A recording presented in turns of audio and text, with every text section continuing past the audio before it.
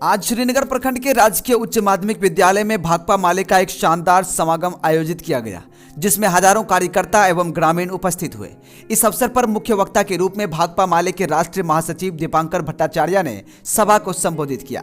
दीपांकर भट्टाचार्य ने अपने संबोधन में कहा कि हमारी लड़ाई सरकार से है, हम सरकार से लड़कर आप सभी को उनके अधिकार दिलाएंगे। वर्तमान में लोकसभा में हमारे 2 सांसद और विधानसभा में 12 विधायक हैं जो जनता के हक की लड़ाई लड़ रहे हैं और आगे भी लड़ते रहेंगे। उन्होंने बताया कि भाकपा माले की पदयात्रा 1 फरवरी को फारबिसगंज से शुरू होकर 5 फरवरी को पूर्णिया पहुंचेगी। इसके बाद अगला चरण 9 मार्च को पटना के लिए प्रस्थान करेगा। बता दें, भाकपा माले की राज्यसभा कमेटी के सदस्य कॉमरेड मुख्तार ने कहा कि इस पदयात्रा से महादलित समाज के लोगों को काफी लाभ होगा, साथ ही यह सभी जाति धर्म के लोगों के लिए भी लाभकारी सिद्ध होगी। इस मौके पर सालिक हुसैन, चंद्रशेखर कुमार आजाद, संजय कुमार महलदार, ताबी ऋषि, सुशील ऋषि, नागमणि ऋषि, शिवानी, बबलू सोरेन और अख्तर फुरकान समेत सैकड़ों जनप्रतिनिधि एवं ग्रामीण उपस्थित रहे।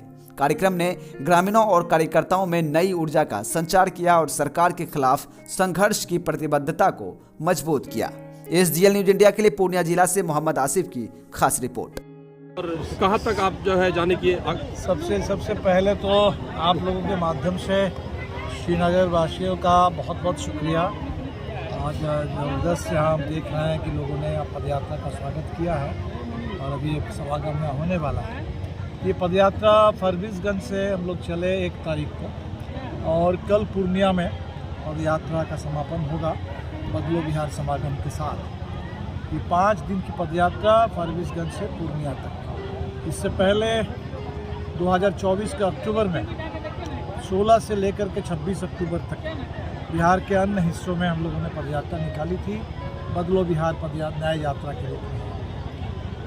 आज जो स्थिति है बिहार में, हर तबके के लोग परेशान हैं। मुद्दे अलग अलग हो सकते हैं। नौजवान रोजगार को लेकर परेशान है, महिलाएं बिजली बिल को लेकर के परेशान है, जो माइक्रो फाइनेंस कंपनियों का दबाव है, कर्ज में एक तरीके से लोग फंसते चले जा रहे हैं, जो समूह में से जुड़ी हुई महिलाएं हैं उनके लिए भी कोई उनको उससे फ़ायदा नहीं हो रहा है। जो गरीब है वो तो ज़मीन से बेदखली का पूरा खतरा झेल रहे हैं। भूमि सर्वे के नाम पर हमने देखा कि बड़े पैमाने पर गरीब सशंकित हैं। सुपौल में हमने सुना कि किसान बिना मुआवजा दिए सड़क के चौड़ीकरण के नाम पर ज़मीन कब्जा हो रहा है, मकानों को बुलडोजर से ढहा दिया जा रहा है। एक किसान ने बताया कि 50-50 लाख का जो मकान बना हुआ है उस मकान को बिना किसी मुआवजा ढहा दिया गया। तो पूरे बिहार में हर तबके के लोग परेशान हैं, लेकिन जो सरकार है उसका कोई लेना देना जनता से नहीं है, जनता की परेशानी से नहीं है। तो नीतीश जी इस समय प्रगति यात्रा पर हैं। हमने देखा कि जहाँ जहाँ जाते हैं प्रगति यात्रा में, हम लोग तो चल रहे हैं, लोग हर जगह मिल रहे हैं, अपना अपना मांग के साथ ज्ञापन दे रहे हैं, लेकिन नीतीश जी के पास कोई जा करके अपना ज्ञापन दे दे, ये बिल्कुल संभव ही नहीं है। वहाँ पूरा प्रशासन का आतंक है और खासकर माले के नेताओं को तो घर में नज़रबंद करके रखा जा रहा है, थाने में बुला करके बैठा के रखा जा रहा है ताकि बिहार की रसोइया अपनी आवाज़ ना उठा सके, आशा कार्यकर्ता अपनी आवाज़ ना उठा सके, जीविका बहनें अपनी मांग ना कर सके। बिहार के नौजवान अभी BPSC के परीक्षार्थियों के साथ जितना अन्याय हुआ, पटना में उनके ऊपर जो लाठी चली, वो अब नौजवान अपनी मांग ना उठा सके। तो इसलिए हमारी जो कोशिश है कि सरकार जब किसी की बात सुन नहीं रही है, तानाशाही थोपने पर आमादा है, एक तरह से सुशासन के नाम पर अब बिहार में पुलिस और अफसरों का राज कायम हो गया है, भ्रष्टाचार चरम पर है, न्याय के नाम पर अन्याय चल रहा है। तो ऐसे दौर में बिहार को बदलने के लिए आम लोगों को ही आगे आना होगा। हर जो आंदोलन हो रहे हैं, जो भी लोग परेशान हैं, पीड़ित हैं, वो लड़ रहे हैं। तो हमारी कोशिश है इन तमाम छोटे बड़े आंदोलनों को एक मंच पर लाया जाए और ये जो बदलाव की मांग, ये बिहार के हर कोने से हम देख रहे हैं कि उठ रही है। लेकिन ये बदलाव आगे की ओर, कुछ लोग बिहार को पीछे धकेल देना चाहते हैं। कुछ लोग चाहते हैं सीमांचल में आकर के त्रिशूल बांध दें, यहाँ आकर के बांग्लादेशी घुसपैठ का हवा खड़ा कर दे, जबकि सीमांचल की प्रॉब्लम है कि लोग पलायन की मार झेल रहे हैं, यहाँ रोजगार नहीं है। तो रोजगार की बात करने के बजाय वो यहाँ घुसपैठ की बात करते हैं। जो बच्चे कह रहे हैं कि भाई स्कूल हमारे बंद कर दिए जा रहे हैं और स्कूल चाहिए, बेहतर पढ़ाई चाहिए, स्कूल के बजाय वो त्रिशूल बांट रहे हैं यहाँ। तो ये जो पूरे सीमांचल में खासतौर पर एक खतरा है कि झूठ और यहाँ नफरत और हिंसा का माहौल बनाने की कोशिश है। और पूरे बिहार को भी शायद उत्तर प्रदेश की तर्ज पर बीजेपी की सोच है कि यहाँ बुलडोजर राज थोप दिया जाए।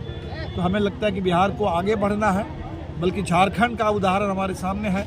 झारखंड में भी भारतीय जनता पार्टी ने ही कोशिश की थी उन्माद का माहौल पैदा कर दिया जाए, लेकिन झारखंड के लोग अड़े रहे, महिलाएं अड़ी रही कि हमें अपना हक चाहिए, और वहाँ महिलाओं को 2,500 रुपये मिलते हैं। सर 200 रुपये मदद क्यों नहीं? जो सरकार ने खुद घोषणा की थी 2-2 लाख उन तमाम 94 लाख परिवारों को देने की, वो अभी तक क्यों नहीं पूरी हुई?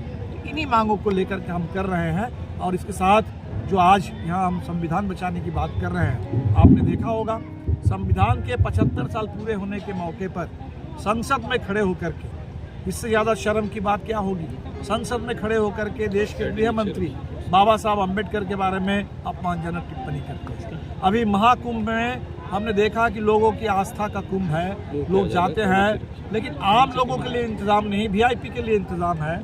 आम लोग वहाँ 50 की संख्या में कम से कम लोग मर गए, 100 से ज़्यादा लोग घायल हो गए। इस पर कोई जिम्मा लेने के लिए तैयार नहीं है, कोई बात नहीं हो रही। सर महाकुंभ को लेके क्या इसी महाकुंभ में आपको पता होगा कि वहाँ अब हिंदू राष्ट्र के संविधान के नाम पर एक मसविदा पेश कर दिया गया है। तो सुप्रीम कोर्ट को तो संज्ञान लेना चाहिए। सुप्रीम कोर्ट इस देश में कॉन्स्टिट्यूशन के कस्टोडियन है, और कॉन्स्टिट्यूशन के खिलाफ इतनी बड़ी साजिश हो रही है कि इस देश को बदल करके यहाँ संसद को ख़त्म करके राष्ट्रपति शासित प्रणाली लागू कर दी जाए और पूरे मुस्लिम समुदाय का वोट डालने का अधिकार छीन लिया जाए। ऐसी बातें उस कुंभ में जा करके लोग कर रहे हैं। तो हमें लगता है कि बहुत इस देखने के लिए चिंता की बात है। बिहार आगे बढ़े। बीजेपी का बी टीम काला है। हम किसी पार्टी पर कोई टिप्पणी नहीं कर रहे हैं। हम सर एक राजनीतिक दल के भारतीय रूप जनता पार्टी इस समय देश में राज कर रही है, बिहार में भी राज कर रही है। बिहार में हम लोग नीतीश जी बोलते हैं जरूर, लेकिन नीतीश जी तो भाजपा के बल पर चल रहे हैं। नीतीश जी के कंधे पर बंदूक तो भाजपा की है। तो Bharatiya Janata party double engine की सरकार, तो डबल इंजन सरकार से ही लोग परेशान है, और उसको जिम्मा लेना है कि बिहार में 20 साल से इतनी जो बातें हो रही है न्याय के साथ विकास, सुशासन, आज सुशासन के जगह पर पुलिस राज, गुंडा राज, अफसरशाही क्यों? आज न्याय के नाम पर अन्याय क्यों? बिहार के आम लोगों के साथ आरक्षण 65% करने की बात हुई, हाईकोर्ट ने उस पर रोक लगाई, तो उसको 9वीं अनुसूची में डाल देना है। सीधी सी बात है। संसद में अगर प्रस्ताव पारित हो जाए, जैसे विधानसभा में प्रस्ताव पारित हुआ, और दोनों जगह मोदी जी और नीतीश जी हैं, दोनों जगह ही हैं, तो उसको पारित कर दे तो उस पर कोर्ट की दखलंदाजी बंद हो जाएगी। जैसे 69% आरक्षण तमिलनाडु में लागू है, बिहार में 65% आरक्षण लागू हो जाएगा। तो इससे इन मुद्दों से भागने की जो कोशिश है, और फिर बिहार में आकर के फिर विकास के नाम पर बकवास है, इसके खिलाफ सर भाकपा माले कहाँ स्टैंड कर रही है एक राजनीतिक दल के रूप में? अभी बिहार का जो परिप्रेक्ष्य है राजनीतिक दलों का और जिस प्रकार का समीकरण है, तो भाकपा माले अभी कहाँ स्टैंड कर रही है? माले आपने तो देखा होगा 2020 के चुनाव में हम महागठबंधन में थे, अभी भी हैं। 2024 के चुनाव में देश के पैमाने पर इंडिया गठबंधन बना था, उस इंडिया गठबंधन में हम लोग हैं। क्योंकि इस समय देश में संकट इतना ज़्यादा है, आर्थिक संकट इतना ज़्यादा है, राजनीतिक संकट इतना बड़ा है। इस देश में संविधान जब खतरे में है, तो अकेले तो माले इसमें नहीं हम लोग लड़ पाएंगे, सबको मिल के लड़ना होगा।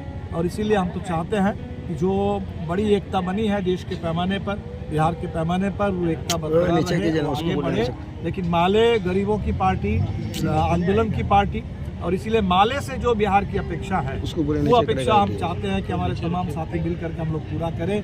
विधानसभा में जो भी हमारी ताकत है, संसद में हमारे 2 सांसद पहुंचे हैं, तो माले का पूरा संसदीय दल, माले का पूरा विधायक दल, वो बिहार के लिए, बिहार के विकास के लिए, गरीबों के हक के लिए समर्पित है। संविधान की रक्षा के लिए, आज़ादी की रक्षा के लिए, देश में सांप्रदायिक सद्भाव के लिए, सामाजिक न्याय के लिए समर्पित है, और इसी के साथ ही माले आगे बढ़ रहे हैं। स्मार्ट मीटर जबरदस्ती लगाया जा रहा है सर घरों में। बिल्कुल, हम लोगों ने इसलिए कहा कि स्मार्ट मीटर जबरदस्ती ये नहीं चलेगी, और बिहार में बल्कि 200 यूनिट बिजली फ्री करो, जो दिल्ली में फ्री है, जो पंजाब में फ्री है, जो बदल के झारखंड में फ्री है। और बिहार यहाँ सबसे ज़्यादा गरीबी है। सरकार खुद मान रही है कि 94 लाख परिवार, उससे भी ज़्यादा, वो 6000 से कम कमाई में है, और 6000 से कम कमाई महीने की है। ऊपर से मोदी जी 1000 रुपये का सिलेंडर, और नीतीश जी अगर 1000 रुपये का बिजली बिल थोप दे, तो 6000 वाले जाएंगे कहाँ? और इसीलिए हमारी सीधी मांग है कि स्मार्ट मीटर का ये जो पूरे लोग कह रहे हैं वाला मीटर आ गया है, ये लूटना बंद हो, और लोगों को 200 यूनिट तक बिजली फ्री कर दी जाए, बकाया बिजली बिल माफ़ हो, बिजली का अधिकार है लोगों का, गरीबों से बिजली का अधिकार छीनने की कोशिश ना हो गया यार। शराबबंदी के बारे में सब क्या कर रहे हैं? शराबबंदी फेल कर गई।